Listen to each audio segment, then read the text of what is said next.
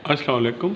आज जो टॉपिक है ये बार vocational course for fresh law graduate, ये पंजाब बार और बार एसोसिएशन चौतनी की मुश्तरका कोशिश से न्यू कमर्स दोस्तों के लिए ये मैंने तैयार किया है।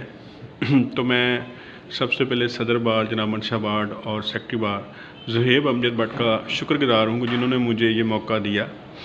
तो देखें, आज हमारा टॉपिक है आर्गूमेंट ऑफ बेल, कि बेल में कौन से आर्गूमेंट करने चाहिए या बेल को कैसे आर्गू करना चाहिए।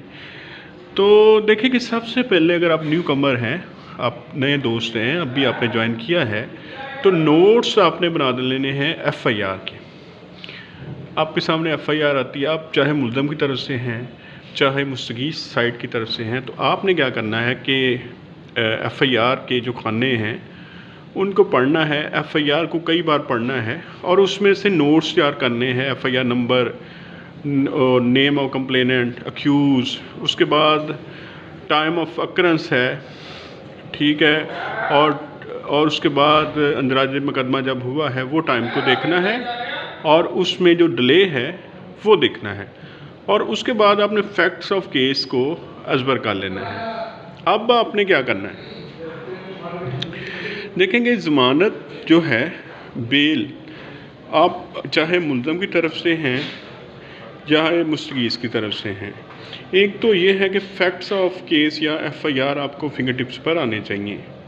उसके बाद है कि कंसर्न लॉ है, जैसे कि PPC वगैरह है जिसमें जो कि ऑफेंस FIR में है, वो आपको ज़ुबानी आना चाहिए। इसके बाद है कि latest view of superior court, high court, supreme court वगैरह आपको होना चाहिए, याद होना चाहिए।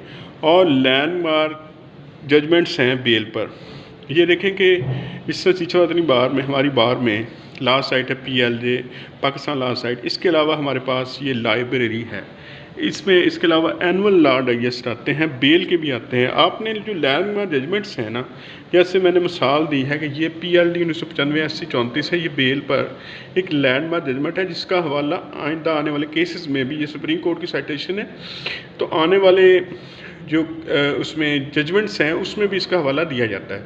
और CRPC का आपको सेक्शन 497, 496 और 498 जो है ये आपको अजबर होने चाहिए, क्योंकि इसमें आपने ग्राउंड्स, अगर आप मुल्ज़म की तरफ से हैं 497 के तहत आपको पता होना चाहिए कि केस कब